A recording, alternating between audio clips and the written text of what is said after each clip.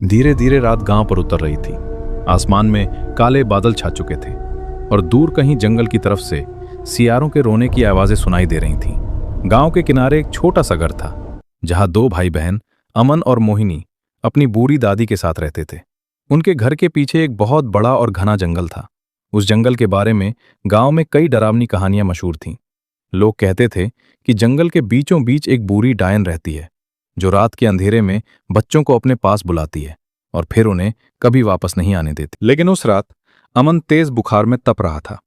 उसकी सांसें तेज थीं और दादी की आंखों में डर साफ दिखाई दे रहा था।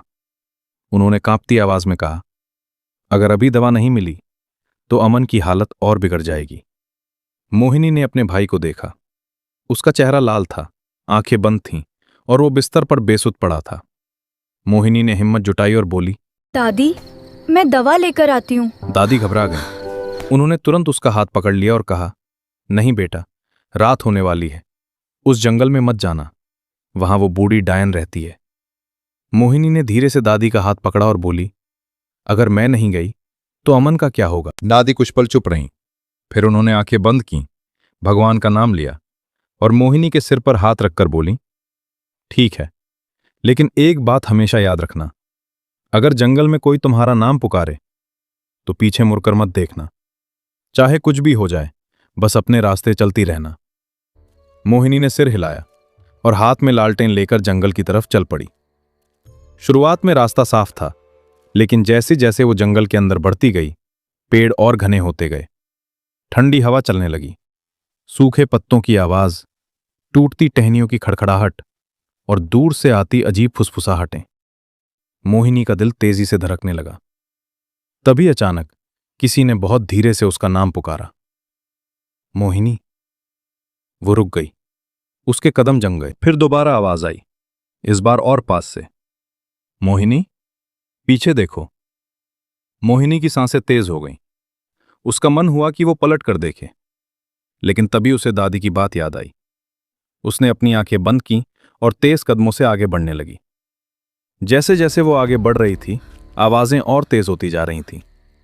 मोहिनी, रुक जाओ, हम यहां हैं। लेकिन उसने पीछे मुड़कर नहीं देखा। कुछ दूर चलने के बाद उसे एक पुरानी टूटी फूटी झोंपड़ी दिखाई दी। झोंपड़ी की खिड़की से हल्की पीली रोशनी बाहर आ रही थी। मोहिनी का दिल बैठ गया। उसे दादी की सुनाई हुई डायन की कहानी याद आ गई। वो धीरे धीरे झोंपड़ी के पास गई और खिड़की से अंदर झांका। अंदर एक बूढ़ी औरत लकड़ी की चौकी पर बैठी ऊन बुन रही थी। उसके सफेद बाल थे, झुर्रियों से भरा चेहरा था, लेकिन उसकी आंखों में डर नहीं, बल्कि एक गहरा अकेलापन था। अचानक बूढ़ी औरत ने मुस्कुराकर कहा, बाहर क्यों खड़ी हो बेटी, अंदर आ जाओ। मोहिनी घबरा गई, लेकिन उसकी आवाज में अजीब सी नरमी थी। मोहिनी धीरे धीरे अंदर गई और उसे सारी बात बता दी। बूढ़ी औरत कुछ देर चुप रही, फिर बोली, तुम बहुत बहादुर हो। मैं तुम्हें छोटा रास्ता बताती हूं जिससे तुम जल्दी कस्बे पहुंच जाओगी। लेकिन रास्ते में एक पुराना बरगद का पेड़ आएगा। उसके पास से गुजरते समय अपने कान बंद कर लेना, चाहे कितनी भी मीठी आवाज क्यों ना सुनाई दे, उसकी तरफ मत जाना। मोहिनी ने सिर हिलाया और आगे बढ़ गई। कुछ देर बाद उसे सामने एक बहुत बड़ा बरगद का पेड़ दिखाई दिया। पेड़ की जड़ें जमीन से बाहर निकली हुई थीं और उसकी शाखाएं ऐसे लग रही थीं जैसे किसी ने अपने हाथ फैला रखे हों। तभी अचानक उसे एक बहुत मीठी आवाज सुनाई देने लगी, जैसे कोई धीमे धीमे गीत गा रहा हो, जैसे कोई उसे अपने पास बुला रहा हो। मोहिनी का मन उस आवाज की तरफ खिंचने लगा, लेकिन अगले ही पल उसे बूढ़ी औरत की बात याद आई। उसने तुरंत अपने दोनों कान बंद कर लिए और सिर झुकाकर तेजी से वहां से निकल गई। थोड़ी देर बाद वो कस्बे पहुंच गई। उसने दवा खरीदी और फिर वापस उसी रास्ते से लौटने लगी। जब वो दोबारा उस झोंपड़ी के पास पहुंची तो उसने देखा कि बूढ़ी औरत दरवाजे पर खड़ी उसका इंतजार कर रही थी। उसके चेहरे पर हल्की मुस्कान थी। वो बोली, तुम वापस आ गईं, इसका मतलब तुमने मेरी बातें मानी। मोहिनी ने पूछा, अगर मैं पीछे मुड़कर देख लेती या उस गीत की तरफ चली जाती तो क्या होता। बूढ़ी औरत की मुस्कान धीरे धीरे गायब हो गई। उसने धीरे से कहा, जो लोग उन आवाजों में फंस जाते हैं वे कभी वापस नहीं लौटते। वे हमेशा के लिए इस जंगल का हिस्सा बन जाते हैं। मोहिनी डर गई। उसने धीरे से पूछा, लेकिन आप कौन हैं? बूढ़ी औरत की आंखें भर आईं। वो कुछ पल आसमान की तरफ देखती रही, फिर बोली, मैं भी कभी इसी गांव में रहती थी। मेरा एक बेटा था। एक रात वो इस जंगल में खो गया। मैं उसे ढूंढते ढूंढते यहां आ गई, लेकिन वो कभी नहीं मिला। तब से मैं यहीं हूं। जो गलती मेरा बेटा कर गया, मैं नहीं चाहती कोई और करे। ये कहकर बूढ़ी औरत ने अपनी जेब से एक छोटा सा चमकता हुआ पत्थर निकाला। उसने वो पत्थर मोहिनी को देते हुए कहा, इसे हमेशा अपने पास रखना। जब भी तुम्हें लगे कि तुम रास्ता भटक रही हो, ये तुम्हें सही रास्ता दिखाएगा। मोहिनी ने पत्थर लिया और जल्दी जल्दी घर की तरफ भागी। जब वो घर पहुंची, दादी दरवाजे पर उसका इंतजार कर रही थी। मोहिनी ने सारी कहानी उन्हें सुनाई।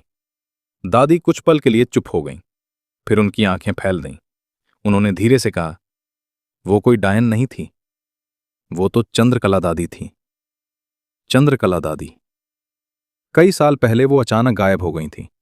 लोगों ने उनके बारे में डरावनी कहानियां बना ली, लेकिन सच तो ये था कि वो अपने खोए हुए बेटे को ढूंढते ढूंढते उसी जंगल में रह गई थीं।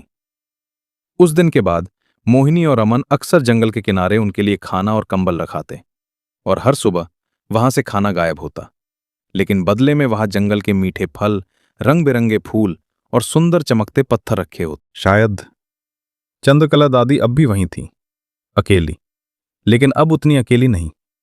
और शायद आज भी अगर कोई बच्चा उस जंगल में रास्ता भटक जाए, तो वो बूढ़ी औरत उसे सही रास्ता दिखा देती होगी, क्योंकि हर डरावनी कहानी के पीछे बुराई नहीं होती। कभी कभी उसके पीछे छुपा होता है किसी का दर्द, किसी का इंतजार और किसी का अधूरा प्यार। दोस्तों, अगर आपको ये रहस्यमयी और भावुक कहानी पसंद आई हो, तो वीडियो को लाइक जरूर करें।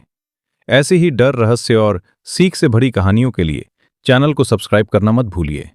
और कमेंट करके जरूर बताइए कि अगर आप मोहिनी की जगह होते, तो क्या आप उस जंगल में जाते?